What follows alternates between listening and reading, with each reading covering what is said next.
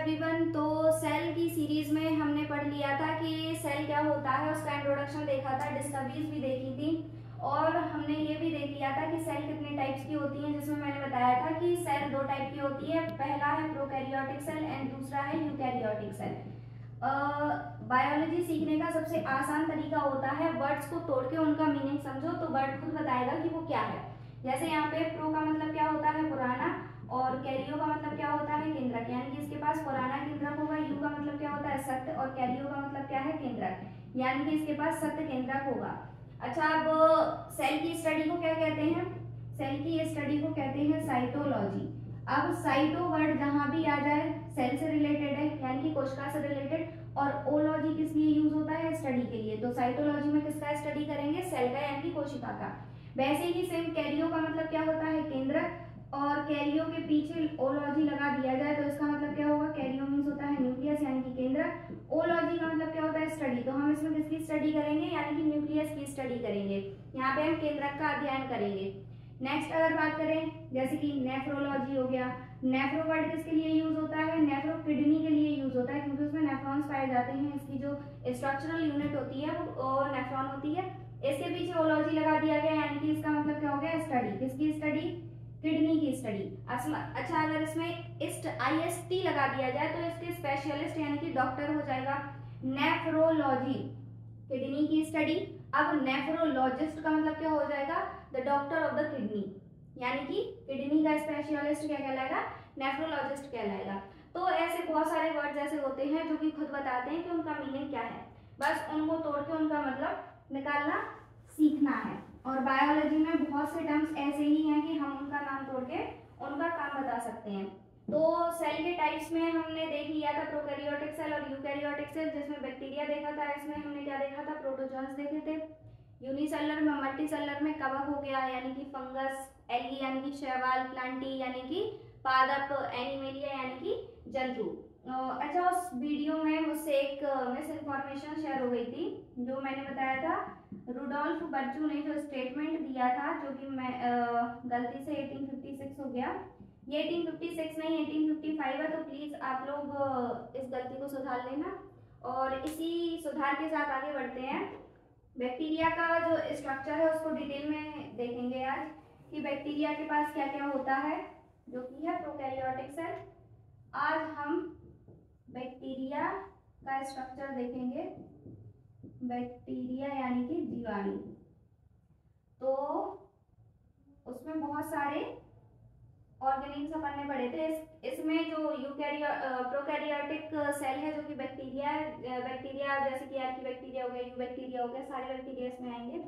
तो इसके पास membrane bound organism नहीं पाए जाते हैं, जो कि यूकैरियोटिक सेल्स में पाए जाते हैं। इसके पास बहुत से स्ट्रक्चर्स ऐसे होते हैं जो कि यूकैरियोटिक सेल में नहीं मिलेंगे, जो यूकैरियोटिक सेल में होते हैं वो प्रोकैरियोटिक सेल में नहीं मिलेंगे। तो इसकी जो बाहर वाली लेयर होती है उसे क्या बोला जाता है, सेल वॉल, यानी कि कोशिका भित्ति। कोशिका भित्ति। सेल वॉल का काम क्या होता है, इसको प्रोटेक्शन प्रोवाइड करता है। इसकी जो सेल वॉल होती है ये किसकी बनी हुई होती है, पेप्टाइडोग्लाइकन लेयर की बनी होती है। पेप्टाइडोग्लाइकन की बनी होती है, जिसमें नैम और नैग जो यूनिट्स होती हैं ये ऑल्टरनेटिव पोजीशंस में जुड़ी हुई होती हैं। अब जैसे कि अगर एंटीबैक्टीरियल मेडिसिन लेते हैं, एंटीबायोटिक्स लेते हैं, तो उसमें जो नैम और नैग है ये जुड़ नहीं पाते। एंटीबायोटिक क्या काम करता है, यहाँ पे इनकी लिंकेज को रोकता है, तो जब सेल वॉल बन ही नहीं पाएगी तो जो बैक्टीरिया होता है उसकी ग्रोथ रुक जाएगी।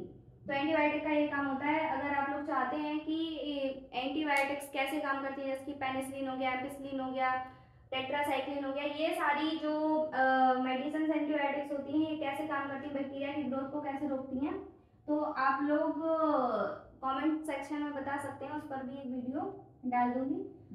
ये है प्लाज्मा मेम्ब्रेन, यानी कि कोशिका झिल्ली। प्लाज्मा मेम्ब्रेन जो कि है कोशिका झिल्ली। कोशिका झिल्ली का काम क्या होता है, ये सिलेक्टिवली परमिएबल होती है, यानी कि यहाँ से और यहाँ से कोई भी मटेरियल ट्रांसफर होना होगा तो हर मटेरियल को अलाउ नहीं करेगी, कुछ मटेरियल्स को अलाउ करेगी यहाँ से ट्रांसपोर्टेशन, यानी कि बाहर जाने के लिए।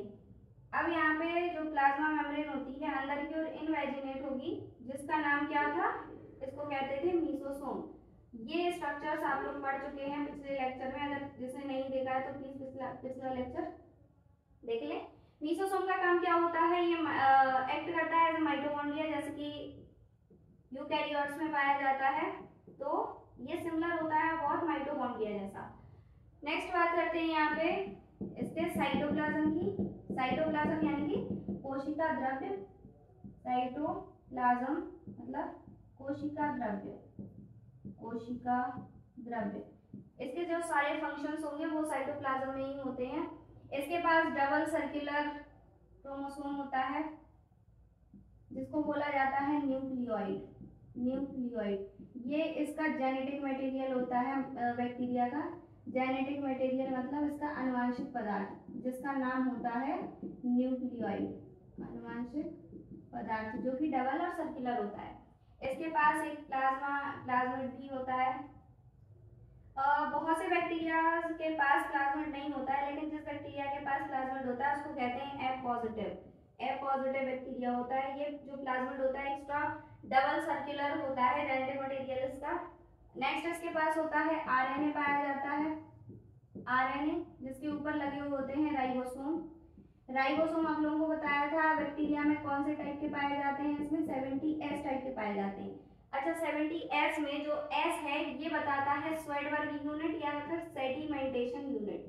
सेडिमेंटेशन का मतलब क्या होता है, जो इसकी लार्ज और स्मॉल सब यूनिट होती हैं ये किस रेट पे जाके सेडिमेंट हो रहा है। जैसे हमने एक टेस्ट ट्यूब में आरएनए को डाल दिया और इसको सेंट्रीफ्यूज ट्यूब में डालेंगे, उसके बाद इसको सेंट्रीफ्यूगेशन की हेल्प से सेंट्रीफ्यूज करेंगे तो इसकी जो लार्ज और स्मॉल सब यूनिट है, जो लार्ज सब यूनिट है वो 50 पे जाके रुकेगी और स्मॉल सब यूनिट 30 पे जाके रुकेगी। इसीलिए जो इसकी यूनिट्स के नाम है वो 50S और 30S है। आप लोगों को ये ऐड नहीं करना है वरना आप लोग कहेंगे कि ये तो 80S है।